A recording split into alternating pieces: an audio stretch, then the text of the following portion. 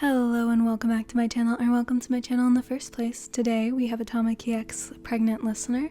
So let's go ahead and get into it. It was 3 a.m. 3 a.m. and you were busy pacing up and down the hallway with a pregnancy test in hand. Please be negative, please be negative, please be negative. You repeated it over and over again. It wasn't that you didn't want to have children. In fact, the idea of a small little child running around was something you had thought of often, imagining how they would look with some of your features mixed with some of his. Would their hair be purple like his? Would their eyes match yours? What about their quirk? The idea of a small child resembling the man you loved wasn't something you feared. No, what you feared was having to tell him that you were pregnant now. Was it too soon? You were only 20, him only about to turn 21. In all respects, you were still adolescents yourselves. He was busy with hero work, you busy with your tinkering. Now, there was another idea, the thought of making support gear for your little one as they grew up, making them anything they could ever need. But you were 20 and not even trying for a baby. Please be negative, please. You froze as the beeping from your phone alerted you that the required time had passed. It was with shaky hands that you lifted the pregnancy test into view, although the hand you had obstructing your eyes didn't help. Slowly, you pulled your fingers apart, one eye peeking through to check the result. Your heart stopped beating, the world stopped turning, and then you fell to your knees. You don't even know when the salty tears began to fall. You were too shocked to even move. With still trembling hands, you looked at the test again, praying you had seen it wrong. Clenching your fist around the test, your hand fell to the floor as your body curled over. One hand gently pressed to your stomach as you wept. I'm sorry. Days passed, and your boyfriend could sense something was off. You had been avoiding him, not once looking into his eyes when you were with him. You were hiding something, and the longer it took for you to bring it up, the more anxious he grew.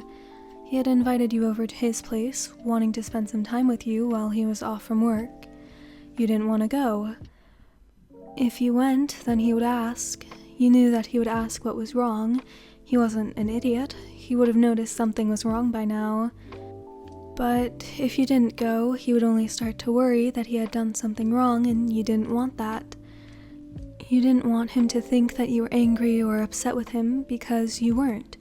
You just didn't know how to tell him. He opened the door with a smile, putting on a strong facade as he let you inside. His heart was heavy, particularly so as you walked inside with your eyes trained on the ground. You couldn't do this. You couldn't tell him. You were so worried of losing him, scared how he might react. The door clicked shut behind him as he leaned against it, closing his eyes to prepare for the worst as he gulped. Listener, what's wrong? You stilled, not knowing what to do, what to say. He noticed the way your whole body tensed up and began to think that this could be the end. He was sure you were going to break up with him, he just didn't know why. The silence began to eat away at you, and suddenly the guilt became unbearable. Tears began to fall as your hands tugged on the roots of your hair. I can't do this. You did a full-on 180, spinning on your heels as you turned to the door.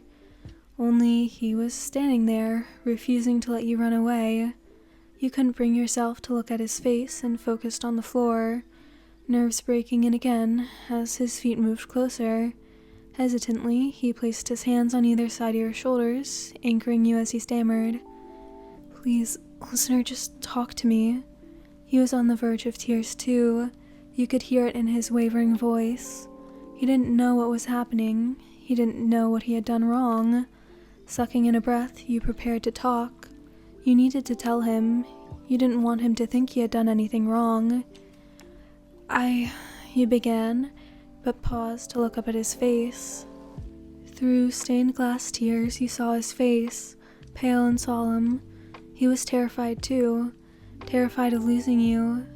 It acted as some sort of reassurance to you, a reminder of how much he loved you, a reminder that this was something you had to face together, for better or for worse. You raised your hand and placed it on his own, pulling it from your shoulder so you could hold it. When you gave him a tight squeeze, his fingers squeezed back, before gently rubbing his thumb across the back of your hand. You swallowed. It was now or never. Tamaki, You paused again, struggling to find the words. What were you thinking? This was Tamaki. You had been dating for almost 3 years since your last year of school.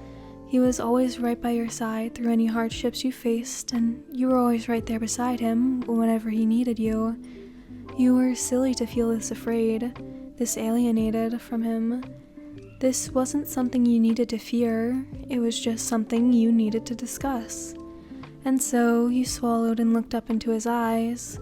They shook with worry, waiting patiently for what you had to say. I'm pregnant. There it was, finally out in the open. A sudden wave of fear washed over you again as you glanced away, too afraid to see his reaction. The silence was deafening, but it all melted away when his fingers found their way to your chin, tilting your head back up to look at him.